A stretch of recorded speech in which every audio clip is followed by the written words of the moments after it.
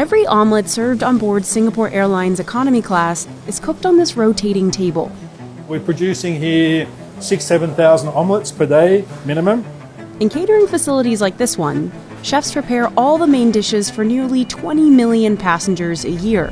24/7, 365 days a year, it's non-stop all the time. That's Anthony. He's in charge of the entire catering operation, and his food shopping budget is $500 million a year. So it's quite a substantial amount of product. His kitchen cranks out 168,000 lobster tails every month and over 1 million pounds of rice a year. But even the most expensive meals don't always taste the same in the sky. Historically, flavors could change depending on the conditions inside a plane, a phenomenon aircraft manufacturers and airlines have spent decades trying to fix. Just do one last taste. So catering facilities like this one are left with a logistical nightmare. How to make 50,000 yummy meals a day in a massive time crunch. With military clockwork. Because just like us, these meals can't miss their flight. The plane is ready, you need to be ready. So how does Singapore Airlines serve up so much food in time for takeoff? This is Singapore Airlines' biggest catering facility, located within Changi Airport. It's run by the airline's catering partner SATS, and while SATS does make food for 45 other carriers, Singapore Airlines is by far its biggest customer. SIA, to be frank, is a very demanding customer. Anthony works with SATS to develop hundreds of new menus every year, and creating one dish can take 9 to 12 months. There's different menus flying in different directions and different cuisine types, Japanese, Chinese, Singaporean, and obviously Western meals. The airline runs menus from 77 different departure cities. So if you're leaving Singapore, you'll be offered chicken and rice or a hawker soup. If you're leaving New York City, you'll get a smoked trout salad. And of course, the food changes based on where you're sitting on the plane. In first-class suites, passengers have the most options, from caviar and lobster thermidor to beef tenderloin. In premium economy, flyers have just a couple choices, like this nasi kerabu, because the airline cooks it in bigger batches. No matter the cabin, chefs try to include a protein, vegetable, starch, and a sauce in each dish. Before anyone can get to cooking, they need to suit up. They wash their hands thoroughly and step into this air shower. To remove hair, dust, and anything which may provide opportunity inside the facility for contamination.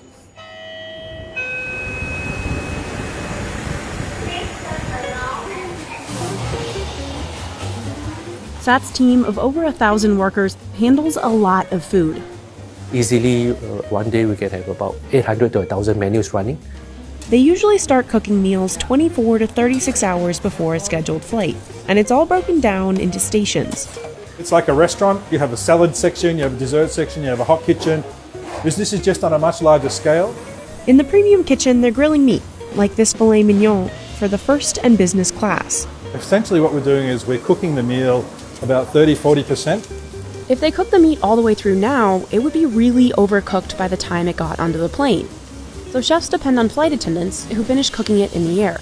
They just apply residual heat of about 150-160 degrees in our aircraft ovens. Over in the hot kitchen, cooks handle, well, all the hot food for first, economy, and business class. Vegetables, pasta, noodles, rice, noodles, hot meals, soups and sauces. This is some heavy-duty batch cooking. Chefs boil noodles in giant vats. Tomato sauce gets its own tank and is pumped out into these cooling trays from the bottom. And as with the meat, chefs aren't cooking everything all the way. So a lot of these are what we call 50-60% finished. Even vegetables. It's a little bit like a pasta. We want it to be al dente. So you can see there it has a little bit of firmness, a little bit of bite. So if we break that, we still get some snap. So as it cools, the meals will continue, or the food will continue to cook until it reaches the core temperature that we need to achieve for food safety. Every tray along the way gets a tracking label. That way, if there's any issue with food sickness on a flight, the airline can trace it back to the exact batch. We also want to maintain the integrity and the color of the leaf green. So we cook it in the hottest possible water, 100 degrees. We cook it for the shortest amount of time as possible. Once the food comes off the heat, it immediately heads down this conveyor belt to the blast chiller. That stops the cooking process in its tracks. Some things, though, are totally cooked through, like these omelets on this rotating table. The eggs come pre-cracked in a liquid mixture. A pump squirts the perfect amount into each pan. Chefs stationed around the table cook, flip, fold, and stack every omelet. We're producing here 6,000-7,000 omelettes per day minimum. So omelettes is mostly for the economy kitchen. Once all the elements are cooked, most of the way through, they head to this room. So this is what we call casserole assembly for economy meals and also business class and some first class meals. This is where they pack all the food into the foil containers you might have seen in flight. Normally from the time they take the meal components from the fridge, within 35-45 minutes, they have to have put the meal into the tray. Anthony gives chefs photos to show them how each dish is supposed to look. Flight attendants get a similar picture to follow for plating. Because we have around 6,500-7,000 cabin crew, and there's only one of me, I can't be every day at the training college showing the cabin crew, so we do this for consistency. One by one, workers pile on starches, sauces, meats, and vegetables. Here's that pasta we saw cooking earlier. They each get a foil topper and then are carted into a holding fridge. That's where basically the packing team goes a little bit like a supermarket where you pick and mix.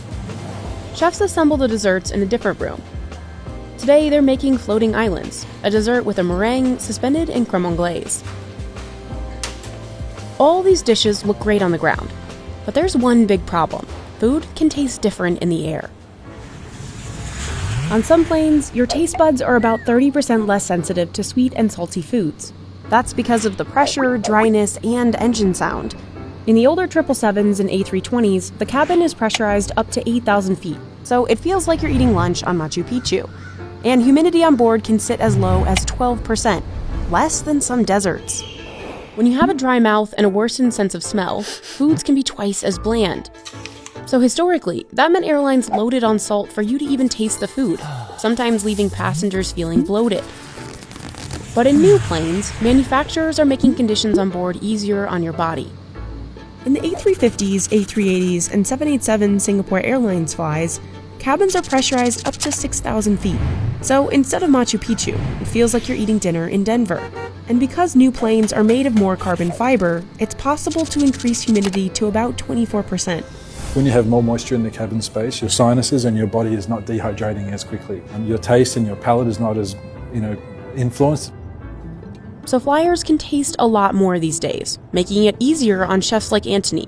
There's no additional salt, pepper, no additional salt.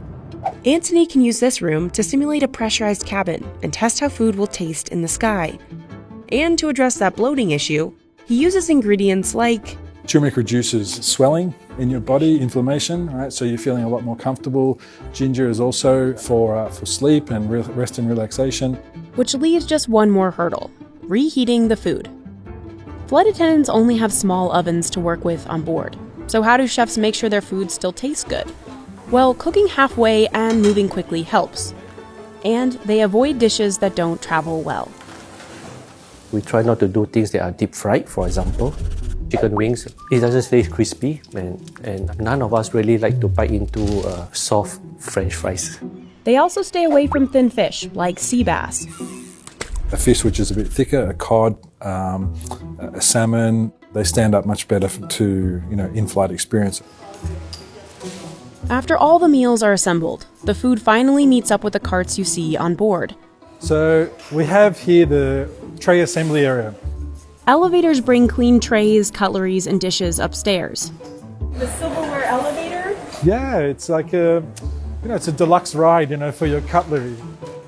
Chefs work on an assembly line, picking and placing All the napkins, all the porcelain, the linenware, the knives, forks, everything right through to the salt, pepper shakers and the butter portions.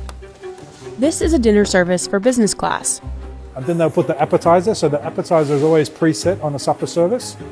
They'll put a lid on it, they'll put the dressing on the side, and then it will get packed into the carts. It's the same process for economy class, just the tableware, like the food, isn't quite as fancy. That cart is packed with all the meals inside. It has a label tag. It says what flight number it is, what destination, what meal service it should be. This helps cabin crew know what's inside the carts without having to open them. if you open it up, that document there will correspond with what meal goes inside. So here we have porcelain, here we have the glassware, and then that will correspond then with the meal types that come in from the meal packing side. Those carts take a ride on another elevator and will be loaded onto flights usually within an hour before takeoff. Every team along the process has to move extremely fast because all the food has to be cooked, assembled, and eaten in flight within 72 hours. So we never want to exceed 72 hours in terms of food processing.